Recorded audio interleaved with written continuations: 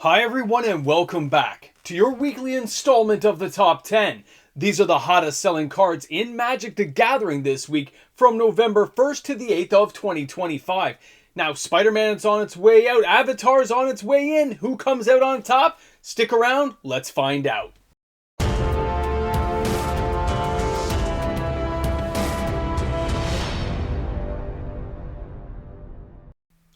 I'm MTG Moxman, and you're here because you want to know what the hottest selling cards in Magic the Gathering are this week. That's why we stop by each and every week, because it gets crazy. Now, if you're shopping for any of these amazing cards, if you're using TCG Player, I have an affiliate link. It's found in the description of all my videos. You click that link, take your shopping experience there, and by the end of it, this channel gets a 3.5% kickback. Thanks again. Now let's dive into the number 10 card this week, and it was number 10 last week. It is the Soul Stone from Marvel's Spider-Man. This thing had 480 sales, or $32,875.20. A real note for this card is it's starting to fall in price. It is starting to break that barrier above the $70 mark and come down. Now the average price, the market price, take your pick.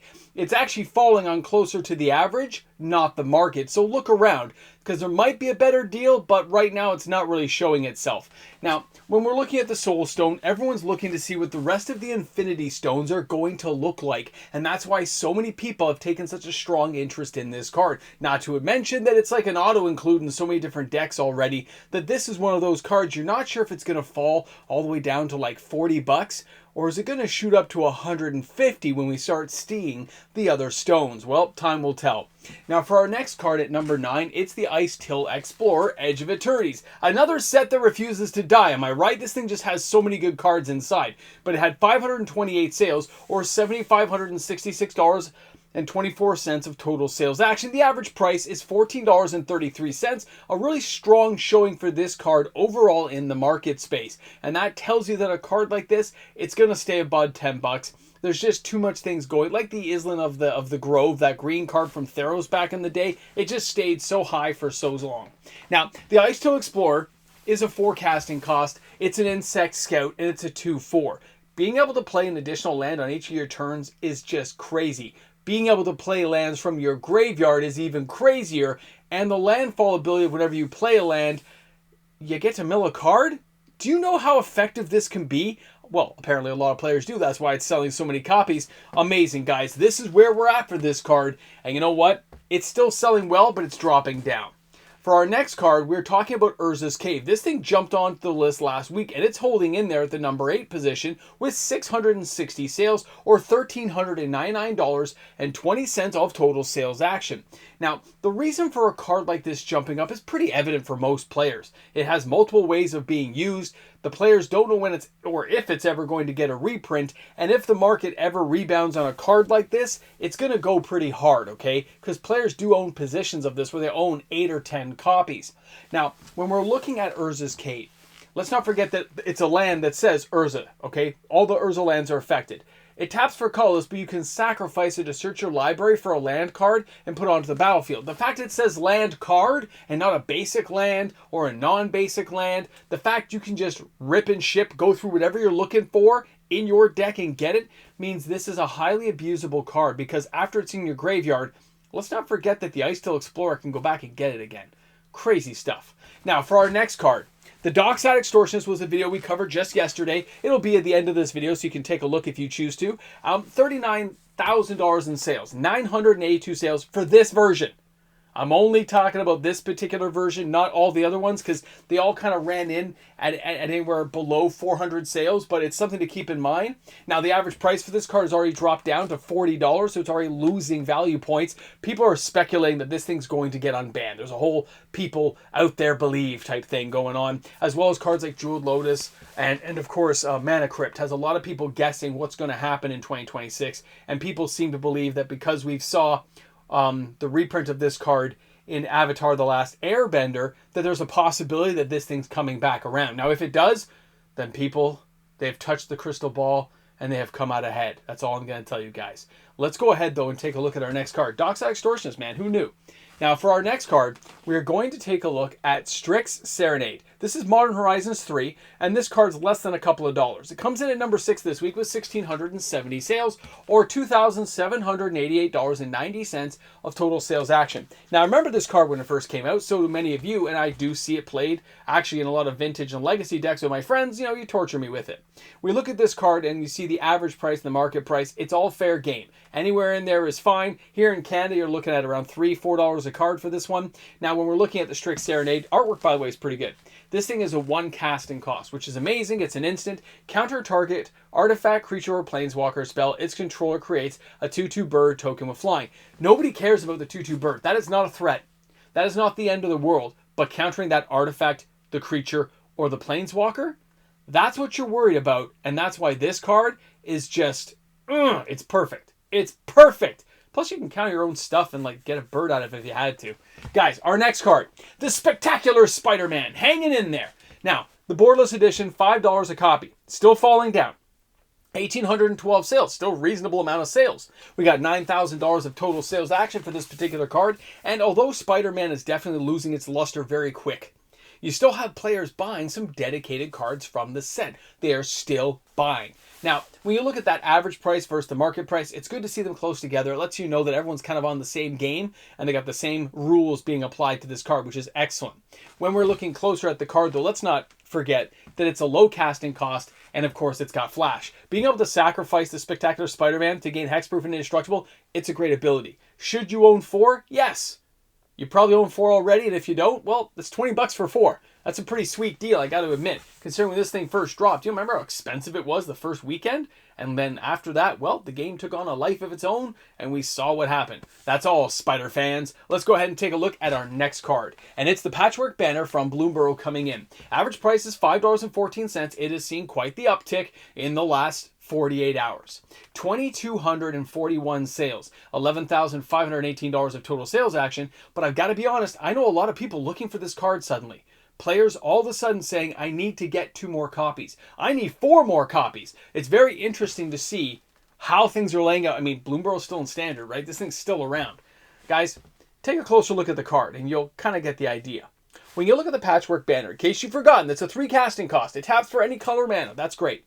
But when it comes into play, you choose a creature type, and creatures of that chosen type get +1/+1. Think of all the new creature types. Think of spiders. Think of, I don't know, flying octopus. Whatever you feel like, there's a new creature type out there. Players are interested. They're buying copies of the card. Avatar, anyone? Yeah, you see where we're going? It's actually Lorwyn, guys. It's a Lorwyn addict thing. You're going to see. Now, for our next card, we're going to take a look at Lorwyn Revealed. Now, Lorwyn Revealed has been here. It's been here for years, it seems. It takes the number 3. It's got 2,720 sales. It has seen an uptick in price. That's $7,400 of sales action. If you didn't buy this last year when it was just a couple of bucks, you're not paying that much more, which is great. But the closer we get to Hobbit, the more frenzy you're going to see for cards like this. The more people are going to relive what happened, not take a chance, and dive in on this market, making it more crazy. Now, a card like this, of course, with the island cycling is what people really pay attention to. But late game, being able to draw 3 cards is no slouch. Imagine this thing had instant is all I would tell you. Imagine it had instant speed. We'd be at an entirely different beast. The fact that it's just a sorcery that draws 3 is great. I mean, it's static. I get it. You can just use it and be fine. But the island cycling really makes sure you get something going when you need to, and that's what a lot of players are looking for, guys, okay? Let's go ahead and dive into our next card. We're taking a look, and we're seeing the Weftstalker Ardent.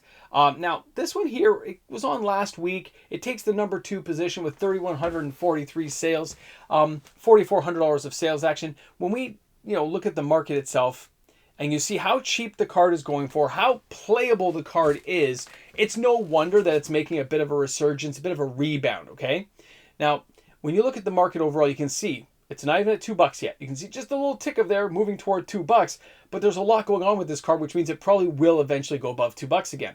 It's a 3 casting cost. It's a little more expensive than you would like to see, especially a standard deck, but when you look at the Drix Artificer, it says, whenever another creature or artifact you control enters, this creature deals 1 damage to each opponent, which means it has commander play, not just standard. It also has warp.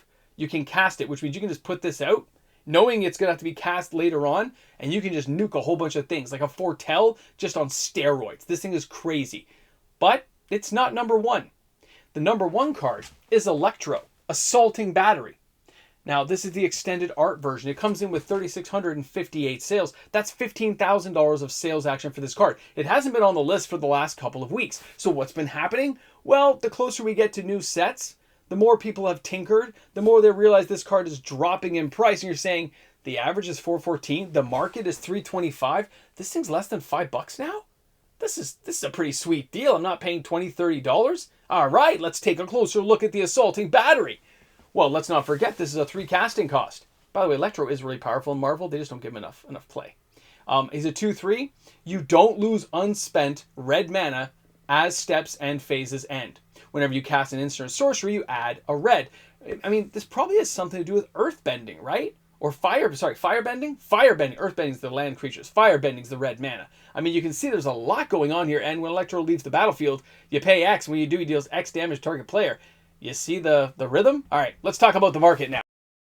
Now, the number 1 card, Electro the Assaulting Battery, has a lot of gameplay possibilities, not just now, but in the future. It's one of those Spider-Man cards you can see being fit into a lot of different deck and constructed ideas that we'll really be able to expand upon in the years to come. And at the price point, it makes perfect sense to be one of those targeted cards right now. As we leave Spider-Man behind, you can see a lot of these cards are very cheap and inexpensive, which allows players to buy cards that are going to be competitive not only in Standard, Modern, but also into Commander for the future of where these cards could likely go in value. That's, not quite clear, but we all know that spending less than $5 a card is usually a pretty good deal if it can be played in multiple formats. Excellent idea. Now, the overall sales this week are very muted and low. We have a lot lower of a sales run than I thought we were going to have this week, about 30% lower. But that didn't just disappear. It actually showed up somewhere else. And for that answer, well, we're going to have to tune into the reserve list tomorrow to see exactly what went on with that market and why players are buying so many cards. I want to thank you all for stopping by the channel today. I hope you enjoyed this week's top 10. Some very interesting cards from across multiple different sets. Means we are getting ready for Avatar. We are about to line up for the big one, and then we'll see where that market goes before we get to Lorwyn, Eclipsed. Crazy stuff. Thanks again for stopping by. See you tomorrow. Well, here we are at the end of the video. I want to take a moment to thank you all for coming by the channel. I hope you gave this video a thumbs up, and I hope you had a good time while you were here. If you're new to the channel, don't forget to like and subscribe. Now, of course, at this end part here, we see all these names flying by. These are the patrons of the channel, the supporters that allow for daily uploaded content. Without my patrons and YouTube membership members, it wouldn't happen. Welcome back to the Ramble and the Jamble. Now, you're not going to be happy about today's Ramble Jamble. You know why? Because this is all there is. This is the end of the Ramble Jamble before we've even begun. I'm saving everything. All the ammunition is being saved for Sunday's live stream. Yeah, I'm going to tease it out. I'm going to just drag you guys in with me and make you show up. And if you don't, well, you're not going to know what's going to be said. You won't know. Don't you love unedited content?